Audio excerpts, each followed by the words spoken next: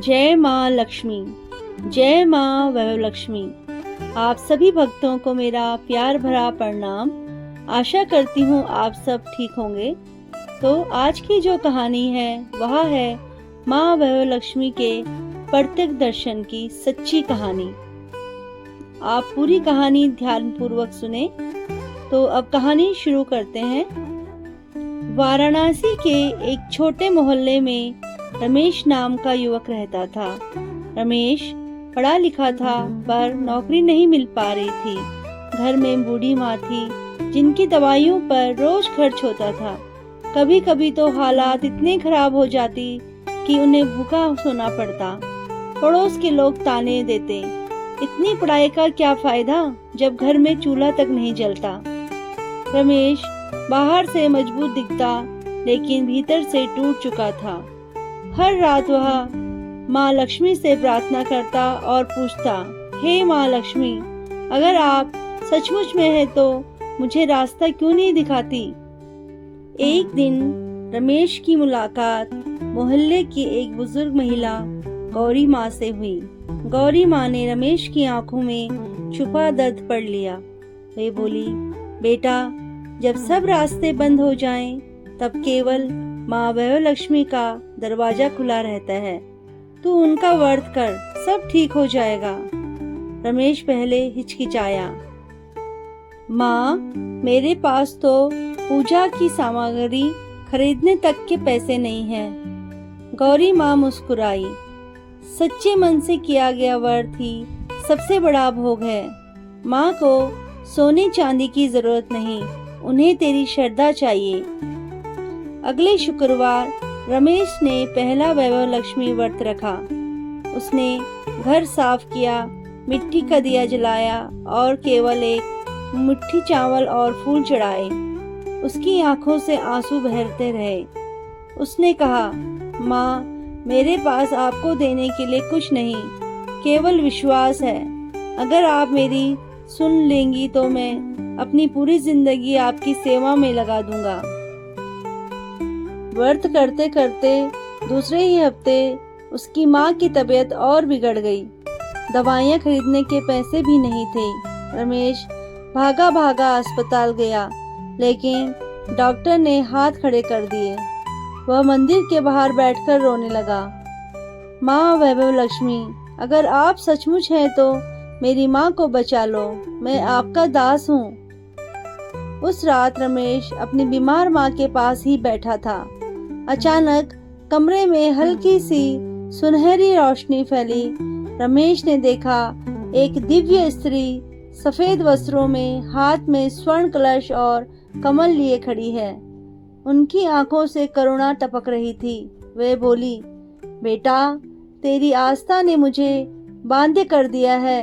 तूने जो आंसू बहाए हैं वे मेरे चरणों तक पहुँचे हैं। चिंता मत कर, तेरी माँ स्वस्थ होगी और तेरे जीवन में वैभव अवश्य आएगा। रमेश स्तंभ रह गया। वह उनके चरणों में गिर पड़ा और रोते हुए बोला, माँ, मुझे तो विश्वास ही नहीं हो रहा कि आप स्वयं मेरे घर आई। देवी मुस्कुराई और धीरे धीरे प्रकाश के साथ लुप्त हो गई। सुबह होते ही रमेश की माँ की हालत अचानक सुधरने लगी।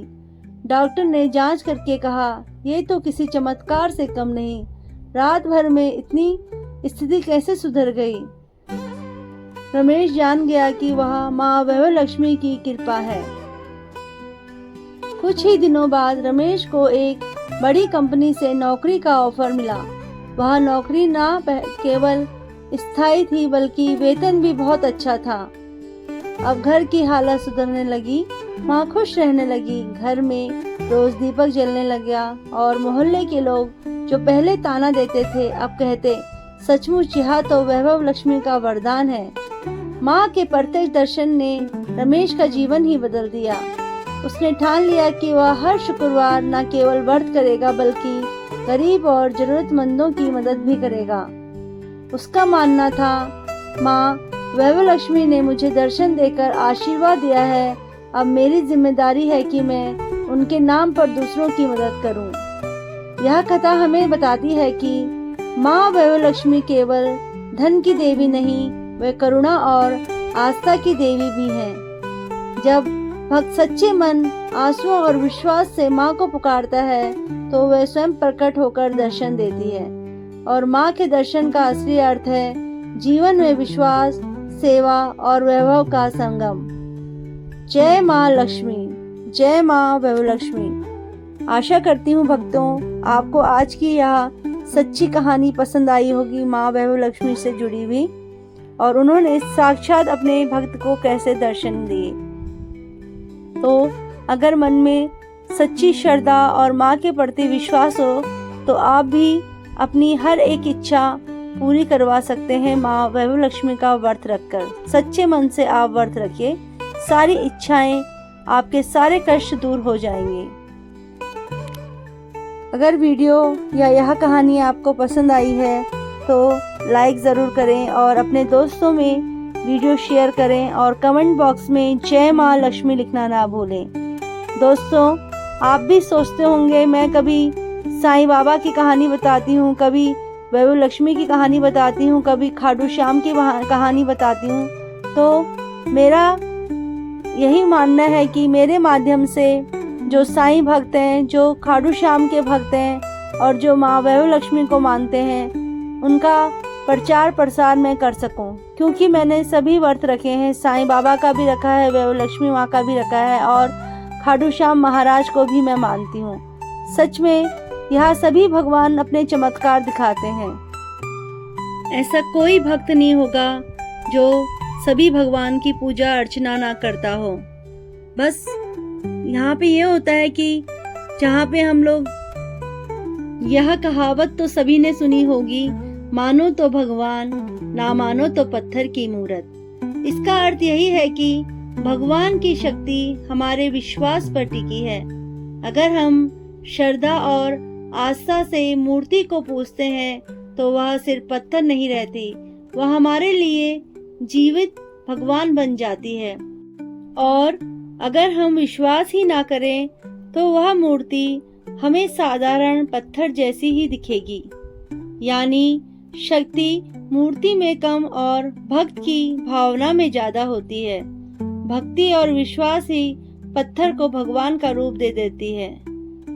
जय माँ लक्ष्मी, जय माँ वैभव लक्ष्मी। तो आशा करती हूँ आपको पसंद तो आई होगी भक्तों। मेरे को कमेंट करके जरूर बताएं। मिलते हैं अगली कहानी में बहुत जल्द। तब तक के लिए आप सभी को शुभ रात्रि। जय श्री राम, ओम साई राम, जय श्री श्याम, जय माँ लक्ष्मी, जय माँ वैभव लक्ष्मी, हर हर महादेव।